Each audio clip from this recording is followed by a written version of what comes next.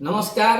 राज्य में खूब शीघ्र नुआ शिक्षक नियुक्ति आसवाक जाउछि। ये हूँ खुशी खबर। विद्यालय शिक्षार उन्नति पाई सरकार एक घोषणा करिसेंती।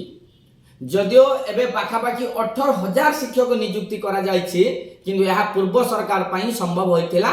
माने नियुक्ति मोहन सरकार देले सत, किंतु नियुक्ति पाई नोटिफिकेशन बाहर करथिले पूर्व सरकार। आ पाखापाखि 8,500 शिक्षक नियुक्ति करा जिवो। पूर्व जो विद्यालय कंप्यूटर थिला, आपण माने जानिथिबे पूर्वरु स्कूल माननकु कंप्यूटर दिया जाइथिला। ता परे परे 5T माध्यम रे रूपांतरित करा जाइथिला पूर्व सरकार समय रे।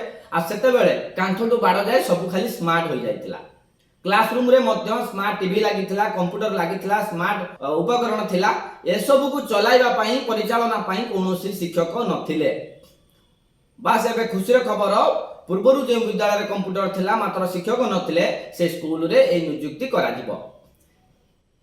खूब शीघ्र ए कंप्यूटर शिक्षक नियुक्ति देवा पई सरकार प्रयास आरंभ करूछंती। आपण मानकु कहि रखुची जे बजेट रे एथर शिक्षा व्यवस्था को अधिक गुरुत्व दिया जायछि। आ ए बजेट रो अनुमोदन हेबा परे नियुक्ति प्रक्रिया आरंभ मध्य हो जायछि। आ केउ केउ विद्यालय रे नियुक्ति दिया जिवो सेथि नै मध्य लिस्ट आसी जायछि।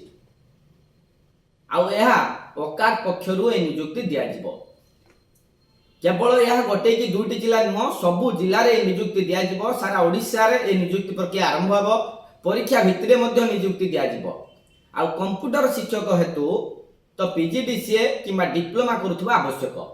जदि आपन पाखरे पीजीडीसीए बा डिप्लोमा करथिबा डिग्री बा सर्टिफिकेट अछि, ताले आपण एही शिक्षक पद पाई उपयुक्त।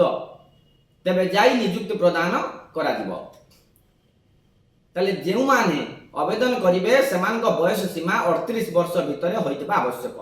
आ इंग्रजी, ओडिया, कंप्यूटर एवं सामाजिक विज्ञान को नै ए परीक्षा हेबो। ए शिक्षक मानक मुख्य दायित्व रहिबो 5T विद्यालय रे जे कंप्यूटर अछि बा स्मार्ट टीवी अछि, जहाँ भी स्मार्ट उपकरण अछि, ता सब को परिचालना करिबा पई ए शिक्षक मानकर मुख्य भूमिका रहिबो।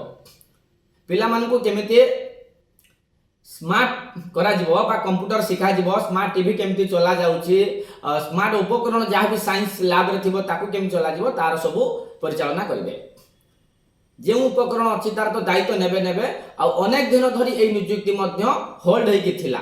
आ छात्र छात्री माने किछि एथरु पूरा वंचित हेउतिले, किछि शिखि पारु नथिले। आ बहुत दिन धरी अपेक्षा करिथिबा बा छात्र छात्री माने चाहि रहिथिले केबे एई शिक्षक पद नियुक्ति हेबो आ से माने स्मार्ट क्लास रो स्मार्ट उपकरण को शिखि पारिबे बा परिचालना करि पारिबे। एबे तार सुवर्ण सुयोग आसीछि। नुआ सरकार डिक्लेयर करिसंती जे शिक्षक पद पूर्ण करा जिवो खूब शीघ्र ओडिसा रे। एहा नुआ नियुक्ति आसीबा को जाउछि। सबटु खुशी रो कथा शिक्षक मान पई रहउछि। नमस्कार।